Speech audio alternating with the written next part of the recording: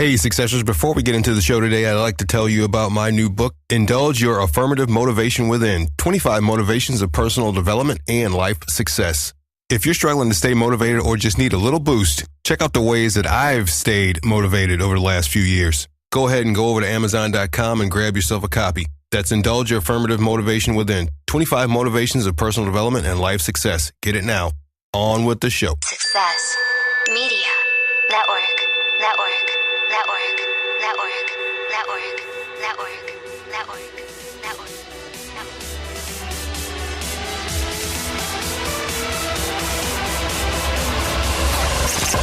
This is your show. Good day, Successors. I'm Antonio Holman, and welcome to the 4 Principles of Success, number 39, where I chat with successful people and entrepreneurs about how they enhance their businesses and lives in the areas of knowledge, health, wealth, and spirituality. Today, we're talking to Carl Gould. Carl is located in Riverdale, New Jersey, and is the owner of 7 Stage Advisors, a business growth expert, mentor, and entrepreneur who has built 3 multi-million-dollar businesses by age 40, mentored the launch of over 5,000 businesses, and has trained and certified over 7,000 business coaches in 35 countries. Carl has written 3 best-selling books on business strategy and growth, Blueprint for Success, The 7 Stages of Small Business Success, and most recently, Biz Dev Done Right. Other than his previous mentioned successes, Carl regularly appears on the home improvement reality TV show, This House Too, and each week he co-hosts Quit or Get Rich on iHeart Radio. Carl, are you ready to help our listeners prepare for success? Oh, born ready, my friend. Thanks so much for having me. I really appreciate it. Excellent. Thank you for being here. So, you're a very busy man, as we all have just learned, but we know nothing about your personal life. How about you give us a little clue into that? Sure. So, I was born and raised in northern New Jersey, and from a very large family, very entrepreneurial family, and so I find myself going to college for finance and accounting, and I broke my leg pretty badly and had to leave school, and so there was laying on the couch at home, broke, out of school, and I figured, like most people would logically think, Antonio, what a great time to start my first business. So I did. I started a landscaping company, and I had done that in my high school years. So I knew it. I knew how to make money at it. And so I said, you know what, I'm going to start this business. So I did.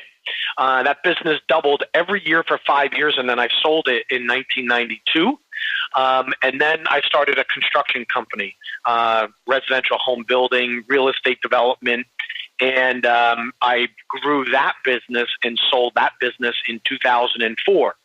But in the 1990s, actually 1990, I went to a Tony Robbins seminar and just fell in love with the idea of personal development. Had a great time, really enjoyed it, and I wanted to get involved in coaching.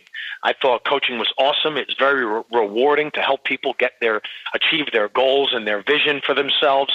So I was hooked. I really wanted to get into that.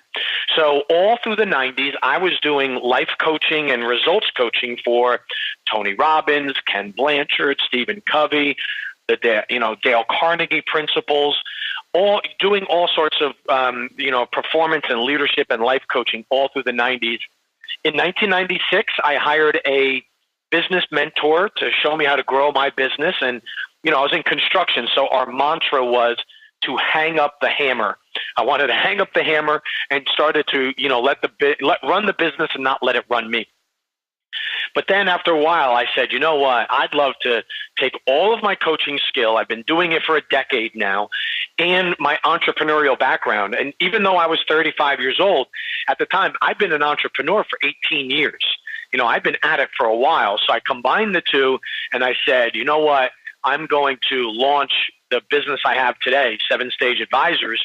And not only am I going to work with businesses to show them how to grow their business, but I was really early on in the game of people who had the kind of coaching business that we call it today. So that's where the 7,000 other coaches came in, is I had written a number of methodologies.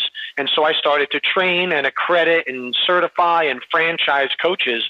And I've since helped over 7,000 people in 35 countries become or enhance their coaching business. So that brings me to today. What do you do in your most mundane, everyday for fun type of life? What do you do to relax? All right. So on my planet, mundane, I don't know how to spell that word, but anyway, so it's, I think let's break it down. Mundane is the Latin for get up and have a blast or something. But my daily routine is, I learned a lot over the years. And, one of the big lessons I learned was that there's very little competition for number one. Like if you, in any walk of life or business, there's very few people that are actually going for the gold. They want to participate. They might want to have fun or whatever. So I learned that lesson very early on. And so I wanted to set myself up for success because, I carry around just as much baggage as anyone else does, You'll never amount to anything. Who the hell do you think you are? All that sort of thing that gets pounded into our skulls by our parents and our teachers. And, they do a lot of good, but they also, pollute a lot of stuff in there too. So I try to set myself up for success. So here's my morning routine.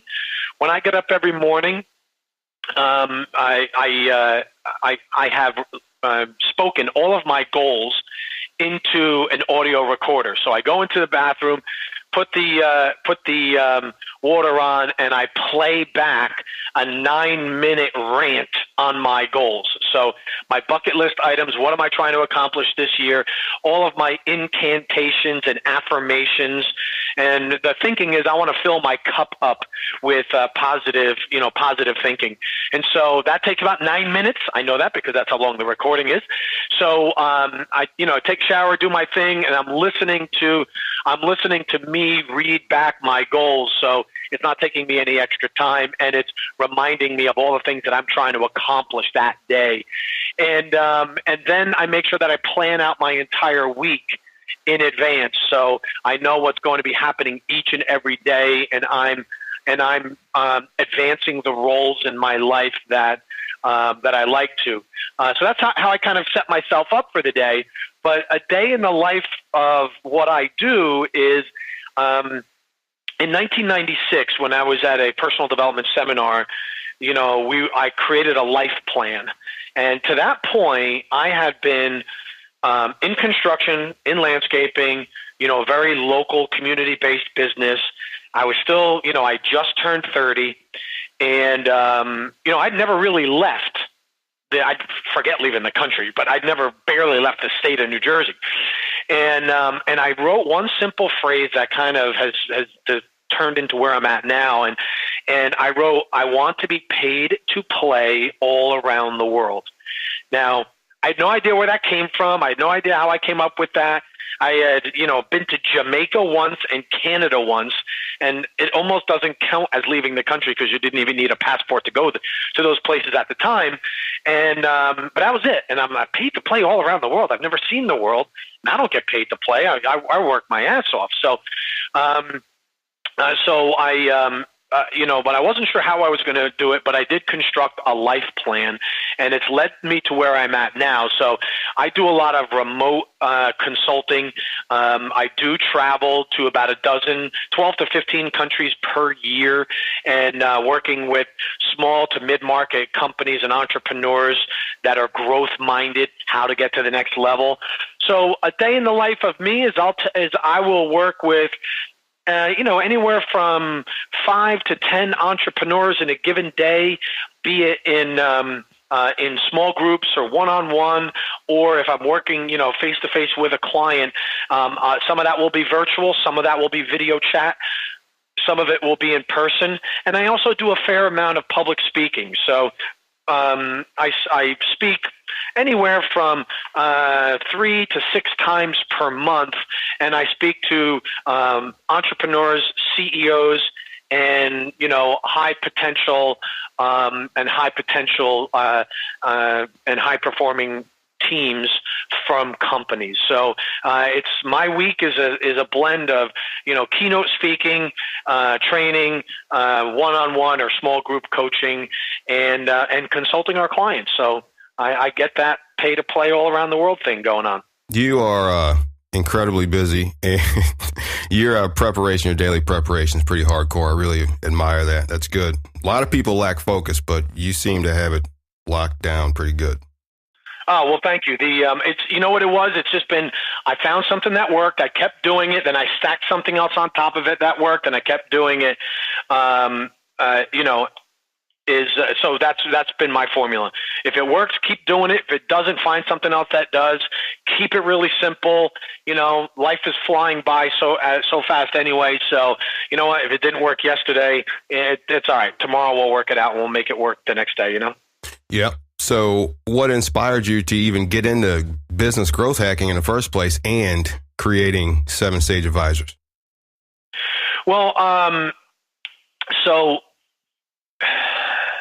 one of the things I learned, like so there I was 18 years old. I thought I was going to go to college and get a certain degree, get a job and all that. And I broke my leg, and I was 3 months in a cast, and 3 months, with basically laying around, and gave me a lot of time to think. And during that time, what was interesting, so 3 months in traction, 3 months learning to use my leg again. And all of a sudden, all my student loans came due, my grants went away, scholarships went away. And I started to realize, I said, you know what? No one's coming for me. No one's coming to help me. No one, not that people didn't help. I'm not suggesting that. But basically, if I was going to make it in life, I was going to have to go out and take it, right? I was going to have to go out and make it happen. And nobody was running and saying, hey, Carl, so sorry to hear about your leg.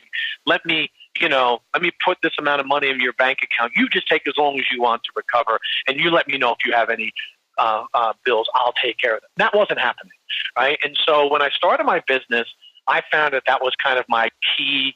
That was my get out of jail free card. That was my way to control my destiny, have the things that I wanted, and I can make what I wanted to happen for me happen, right? And now, as I got through my contracting business, I used to work with a lot of other business people. I used to work with a lot of other construction-based contractors. I'm building a home. I would work with 50 contractors. I'd do a large project. And so I was working with all these small businesses all the time anyway. And I was the general contractor. They were the subcontractor. But what I was seeing was that people were struggling to make their business a real success and it be sustainable. Like it'd be feast or famine. They'd have a good year, a bad year, a good year, a bad year. This would go wrong, and all of a sudden they'd be back on their heels, or they got sick and they didn't have certain things in place, and so their medical bills put them behind the 8 ball. And so that really started to bother me, and I just felt like I can make more impact. I can make more impact helping business owners because every business owner has employees and those families, and then they go out and serve clients. So I figured that if I help the businesses, I can help more people at the same time. One, business owner gets their dream and can control their destiny, and a business owner has a lot of positive impact on a lot of people. They create jobs, they make their communities better, A lot of people get to go to school and have pools in their backyard and drive nice cars because business owners are successful. And so I just felt started to materialize as a pathway for me. And I realized I had some talent in that area and I could help people. And I started coaching people and their businesses were turning around. And so I said, you know what? I can keep doing the work I'm doing. I can build a house. I can renovate a property. I can build a commercial building. But you know what? Really, I'm making a lot more impact as an advisor. And so I was more drawn towards it. And it took a while. Once from the time I decided I was going to do it full time to the time I actually did it was about 5 years because I wanted to prepare my current business for sale properly. But once I got involved in it, I found my passion and I know it and my calling, and I knew it was where I needed to be. When a business owner feels they're doing well, their company's doing well, and they're thinking about growth, what do you feel are 3 important questions they need to ask themselves before moving forward?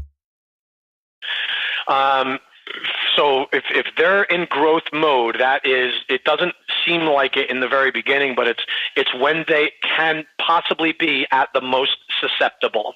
All right. And so if they're growing right now and they're having some success right now, first thing they should be asking themselves is, what can I systematize today so it can go on autopilot tomorrow?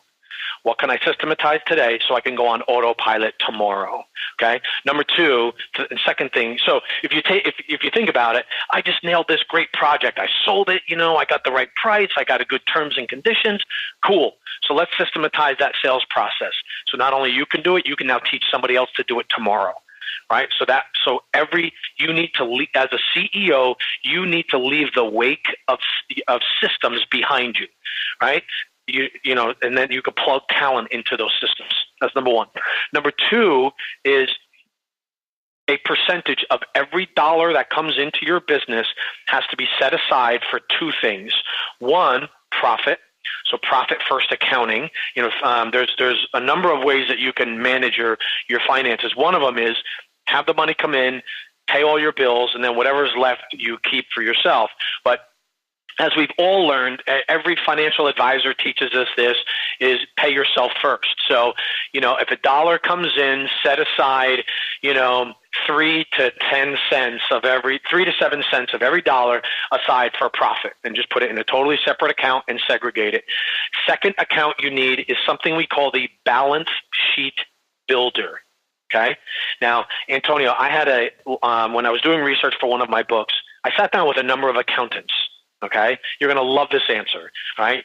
4 principles of success. Here comes your 5th, right? So I sit down with these accountants and I said, tell me about all of your really rich clients. I said, you don't have to tell me their name, but just like, how did they become rich? What was their secret? What was their, you see behind the curtain, you're the best person to ask. Tell me what they did. Almost universal. This was the number one answer by far of all the answers I got. First off, most of the accountants, they looked at me and they're like, well, to be honest, I can't tell you they were like the smartest people going. And I said, oh, okay.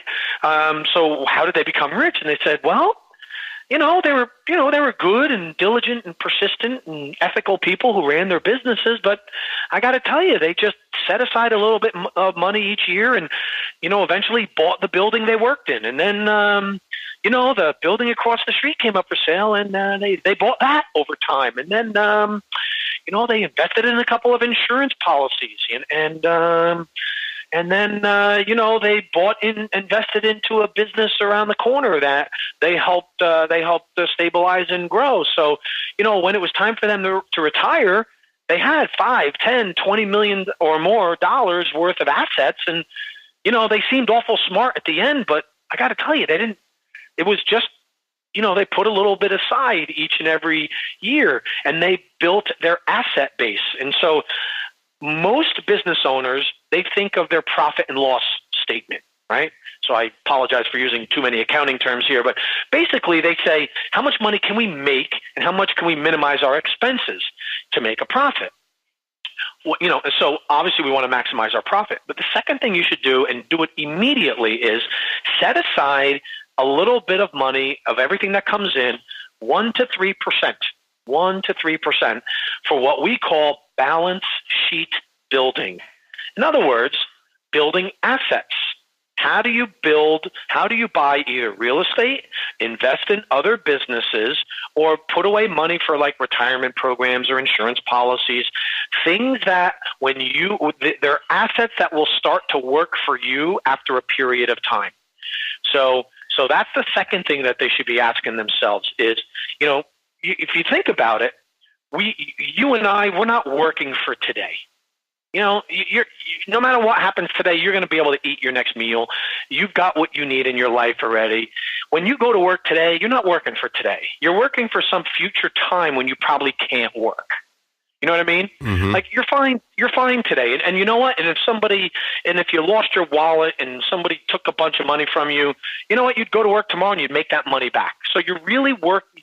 Today you got up and you are working for some time in the future. So make sure that when you get up today and do what you love, but set your future self up, right, for success. Okay. And so, and then the third thing that they should be thinking about is how can I share my talent with other people, right? So in other words, how can I start to build talent around me. I don't care who you are. I don't care how much you love to do. And I would put myself in the category as a pretty energetic guy. Everybody gets tired. And every small business at some point falls into the trap of feast and famine, right? When you have all this energy, you're kicking ass, taking names, lighting the world on fire. But at some point, you got to sleep. At some point, you got to take a vacation. And when you stop, that means the business stops. Well, guess what? Then if any of the listeners hear that and say, yeah, that's kind of me, immediately you have to start thinking about, how can I build a team that can do parts or all of what I do? So, when I stop or slow down or I move on to building another part of the business, the whole world doesn't come to a screeching halt. I like that. You're giving some valuable information. I'm loving this. This is great. Okay, let's see. What do you feel is the most critical skill business owners can master in order to thrive today? They got to know how to sell. You get into business for one of two reasons. Either you're a good persuader, like you're very persuasive, right? You know how to connect with people, and as a result, you know how to communicate and connect. And so you'll build a following, you'll sell products to them. And then at some point you'll be selling enough where you say, you know what? I got to start bringing the fulfillment or some of the other systems in-house. And so you get into business because you're a great persuader or salespeople, and then you surround yourself with the fulfillment side of the business, what we call the back of the house. So you're a front of the house person, you fill in the back of the house. Or you're a back of the house person, meaning you're a great attorney or accountant or mechanic or contractor. You're just really good at being a technician and an operator, and you're so good that your word of mouth referral base grows. But at some point, your sphere of influence runs out. You only have so many friends, and word of mouth will only get you so far. And at some point, you have to step out beyond your, immediate sphere of influence, and you have to start finding, other people to help sell. So in other words, you're a back of the house person, and you now have to surround yourself with the front of the house. Right? So, but in either case, if you're a business owner, you either have to sell your product to the customer base, or you have to sell your ideas to your employees. Either way, you got to have the skill of persuasion, influence, and one of the ways to get that is either through sales, right, or through public speaking, or through learning how to be a coach. Any one of those three will give you the skill set where you can persuade people and get more done through others than you could just get done on your own. That's the one key thing that I feel like a lot of business owners really are missing. They want to go into business because it's something they enjoy doing, but I've heard this time and time again. Sales is the most important skill that business owners need to know. Yeah. It is. Yeah. I mean, look, what is there to do if nothing gets sold? Right. Absolutely nothing. Absolutely. Exactly. You want a day off? Don't sell anything. You got a day off. Right.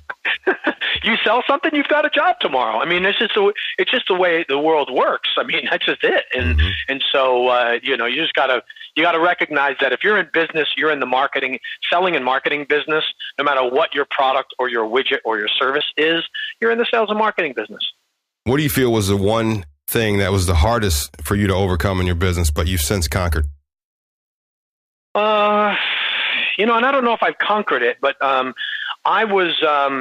I got into business more in the beginning because I was the back of the house guy. I worked for somebody else in landscaping, and I was like the even though I was just a teenager and in high school, I became like the job super. I was the lieutenant, and so I've always gravitated towards businesses where I had a skill set there. So I've gotten better at letting go of having to be the one who does the work. And to do that, I've gone out of my way to find people that have better qualifications or higher qualifications than I have in every walk of life. And so otherwise, I know me. I will be drawn back to doing the work, because I'll say, oh, geez, I could do that better than that person, let me just do it. Whereas if someone's got an MBA, PhD, or has been a rock star in that area, it removes the temptation for me to go back in and try it. And I'll say, what am I thinking? The person's they're the best in that area. I'll just screw it up if I get involved. So it almost takes the temptation away for me to get involved in it. But that was the big thing for me, is letting go of having to be the subject matter expert and allowing my team to really shine. What was your most challenging client-related situation, and how did you resolve it? Most challenging client-related? That's a good question. So the challenge comes in a lot of ways. The most challenging client situation that we will come into is when the client resists accountability, right? And so the way that we do that is we go to the client and we say, all right, listen, how do you like your accountability? It's like, how do you like your steak? You like it medium rare? You like it well done?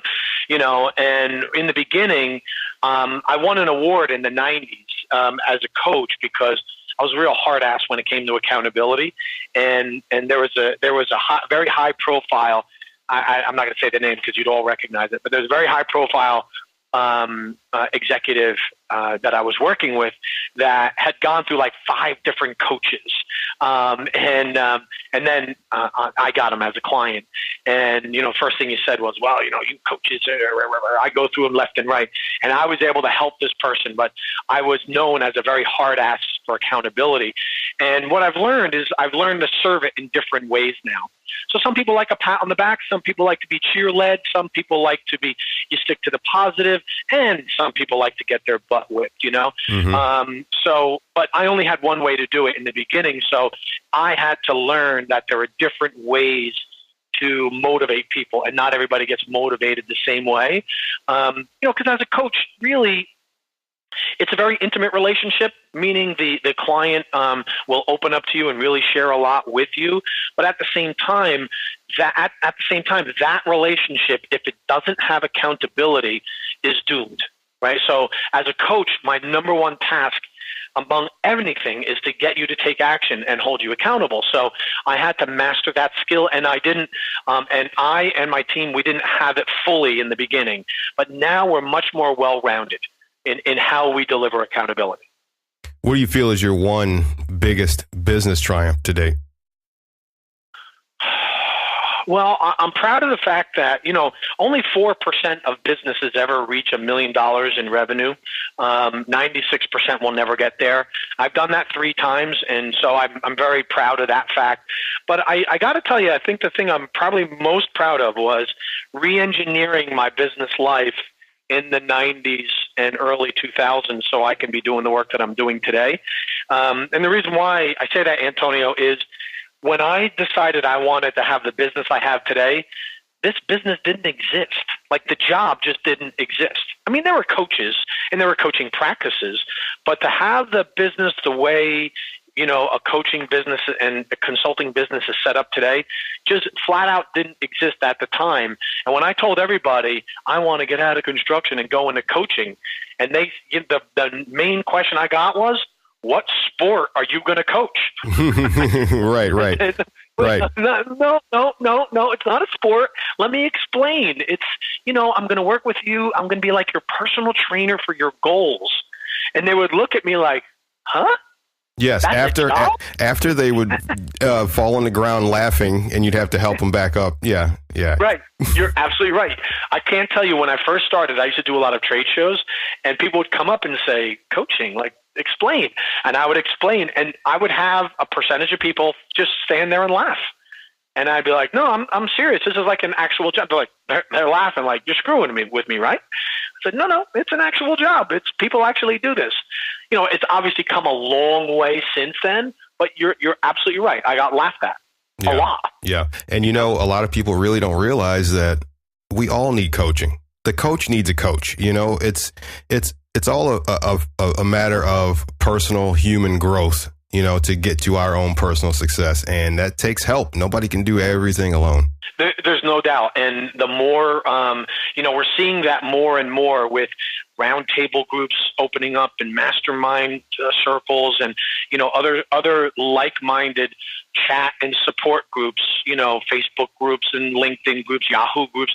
I mean, people are finding out more and more that having that support system, being around like-minded people, sharing best practices, holding yourself accountable to others is, I say that coaching is a time machine. And what I mean by that is by working with somebody or being around others where you get that support, you shorten the learning curve. So what would have taken you 5 years to go through in trial and error, you could bypass all that.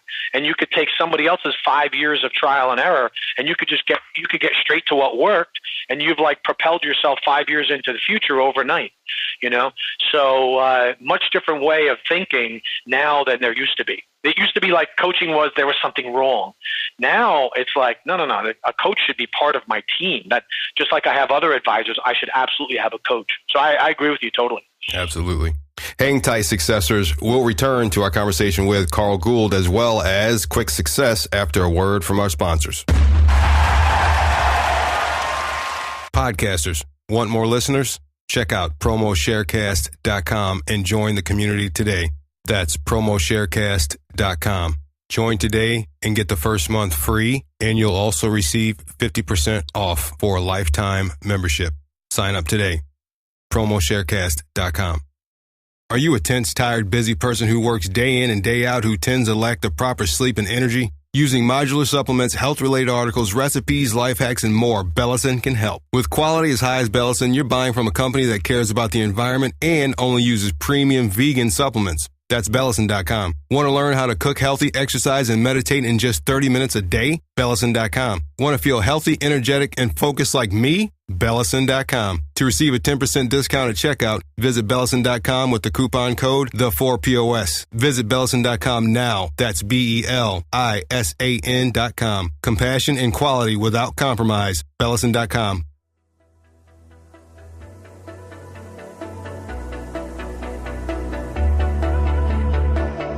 And we're back with author and entrepreneur Carl Gould. Now we get into the part of the show I like to call Quick Success, where you, Carl, can inspire the successors to enhance their lives in the areas of knowledge, health, wealth, and spirituality. Carl, what are you currently doing to enhance your knowledge? So I've become a bit of a Kindle fanatic, and as soon as I hear about a book, I download it, and I've gotten pretty good at reading very quickly. But I also have joined Entrepreneurs Organization, EO, as it's called, and I'm in a circle with other like-minded business owners where we meet once a month to share best practices. Yeah, I just joined a mastermind myself. I'm loving it already. Yeah, it's great, isn't it? Yeah. Oh, it's great. It's great. What are you currently doing to enhance your health? Well, in 1991, I became a vegan. And so I've been vegan, animal product free since 1991.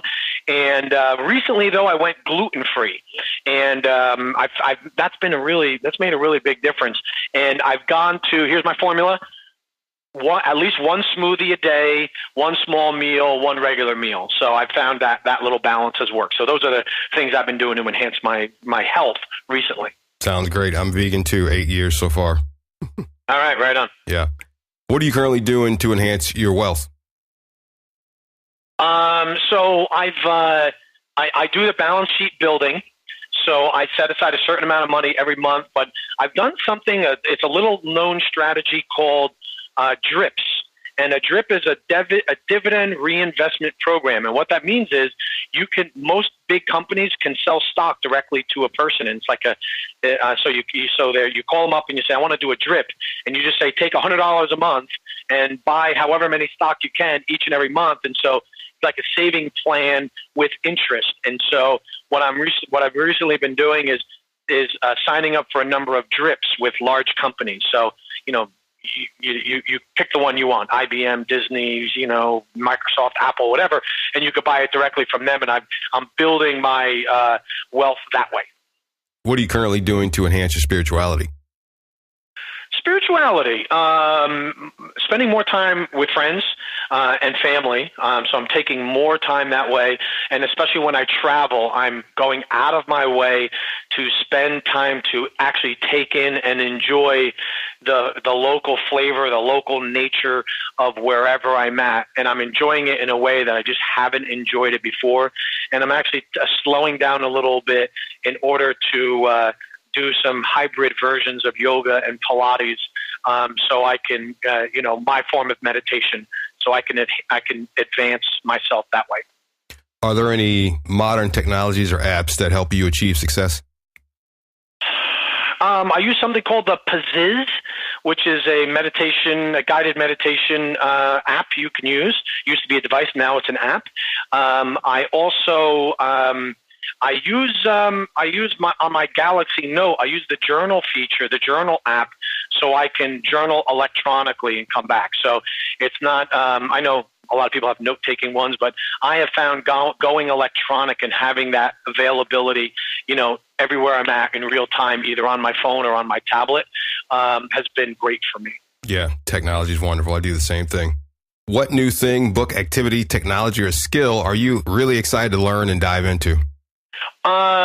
Mergers and acquisitions. I'm the next thing for me is I've done them, I've advised around them, but it hasn't been the core of our business. But I want to learn mergers and acquisitions and some of the finer points. I want to, right now I'm probably a beginner. I want to get my black belt, if you will. So that's the next area of growth for me. As far as helping our listeners achieve success in whatever it is they're doing, what piece of advice could you give them? Well, I would go back to what I said before, is that there's so little competition for number one. So you define your niche, and then you and what I would do is, first thing I would do is define your niche and find out who would buy from you, who's your ideal buyer, and then find out what they are passionate about what you do. And your buyer will pay more for the intangibles and the relationship with you than they will the utility of your product or service.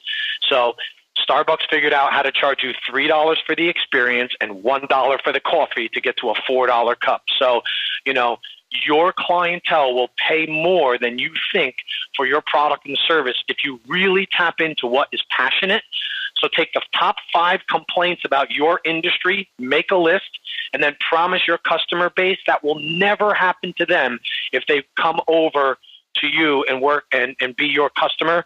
You will be able to charge premium for that right from the get-go. Yes, value. You're bringing the value. This is great. I love it. And Successors, Carl has a special exclusive offer for you. Carl, what is that? So go to either carlgould.com or go to 7stageadvisors.com. Number 7, STAGE, advisors with an ORS.com, either one. And on the contact page, just send me a contact and tell me you want the free business analysis. And our team, this is how we give back, Antonio.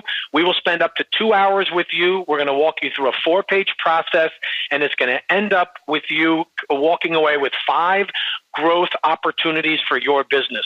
And you're going to work with a top-level business strategist to ensure that you walk out with a plan for your business. So that's our give back, so please take us up on it.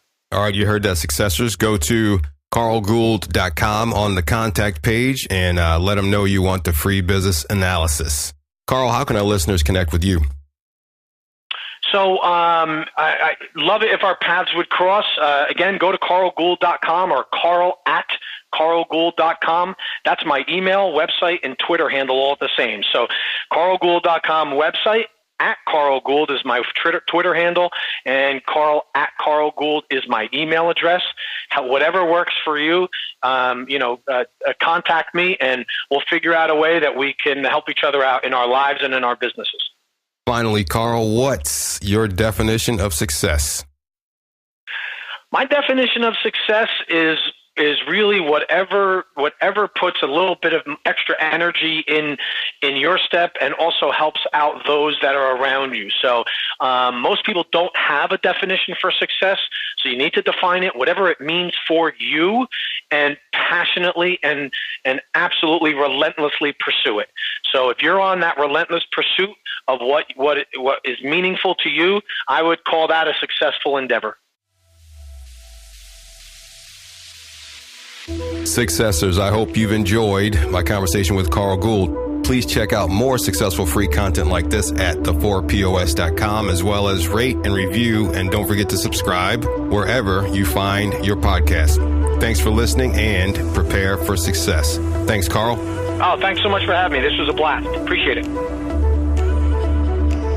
If you want to do more, earn more, be more, and stay more motivated, visit Amazon.com right now for a copy of Indulge Your Affirmative Motivation Within, 25 Motivations of Personal Development and Life Success. Get it now at Amazon.com.